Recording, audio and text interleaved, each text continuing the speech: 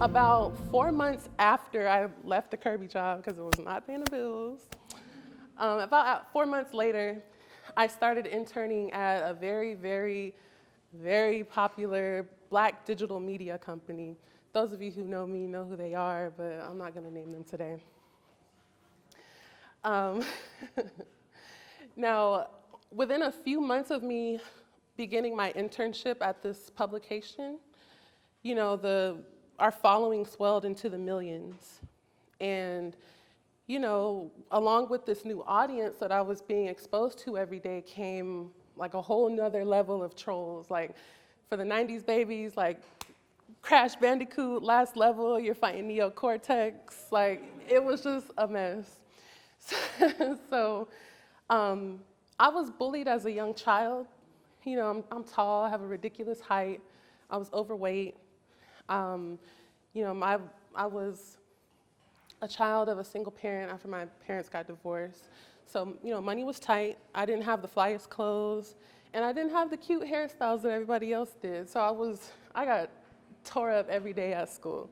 So needless to say, I felt like I was prepared for the trolls that were coming in, right? And I guess for the most part, I was prepared for the trolling, but what I wasn't prepared for was the celebrities clapping back at us because they didn't want to be the topic of the day. And, I understood to a certain extent, but I was like, you guys do a lot of things in public. You're celebrities, everything's on public record. This is how things have always been, media talks about you. But what I didn't realize was that I was perpetuating an old way of thinking. You see, these celebrities didn't like us talking about them because anything other than their narrative and their decision to share their narrative was, not ours to tell. And it could be very damaging to their brand. As a celebrity, it's very important to control your narrative. So I felt convicted. I felt a little bad for these poor old celebrities that I was spilling their tea without really caring. As a human being, that's kind of messed up. So I think about this a lot when it comes to, perpetuating old mentalities.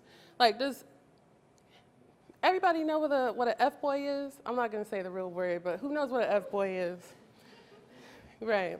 So for those of you who don't know, an F-boy or an F-girl doesn't really have the same ring to it, but, we're in a genderless society, so F-boy can go for men and women. So for F-boys,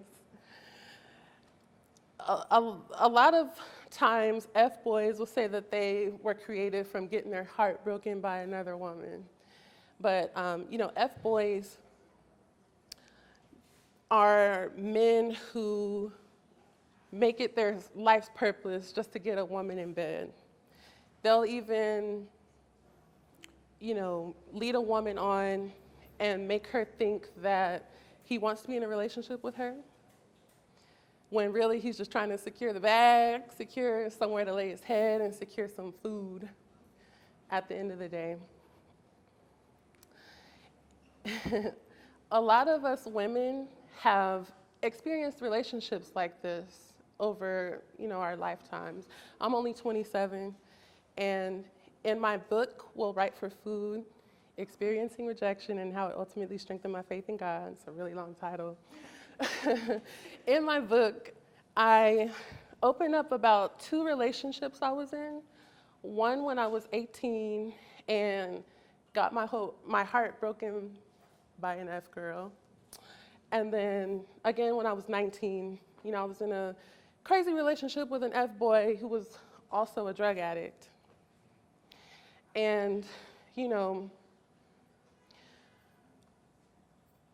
by the grace of God, let me back up. Those 2 relationships really triggered my spiritual ascension. And by the grace of God, I was able to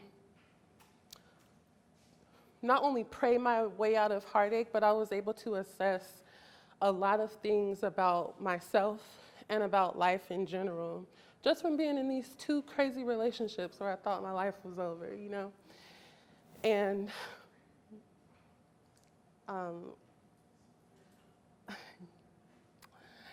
I, sorry.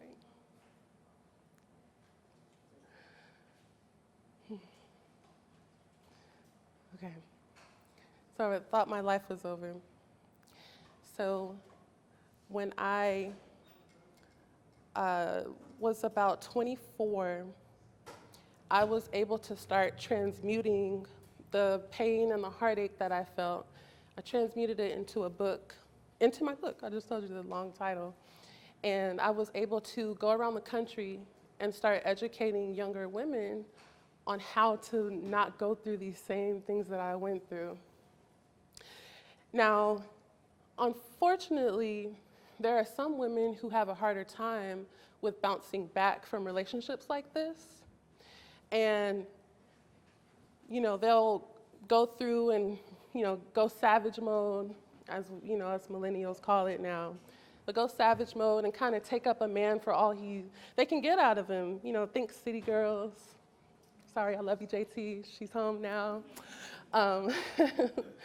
But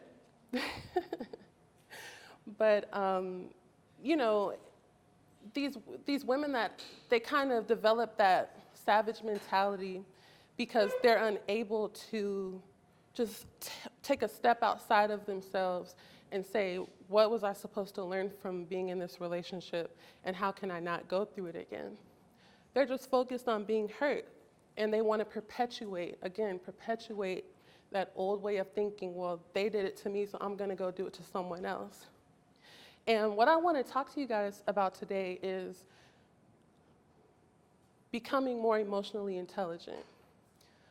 When are we as a collective going to take a moment and take more accountability of when someone hurts us? How are we going to do a better job at expressing how they've hurt us? How can you do a better job of expressing how I've hurt you?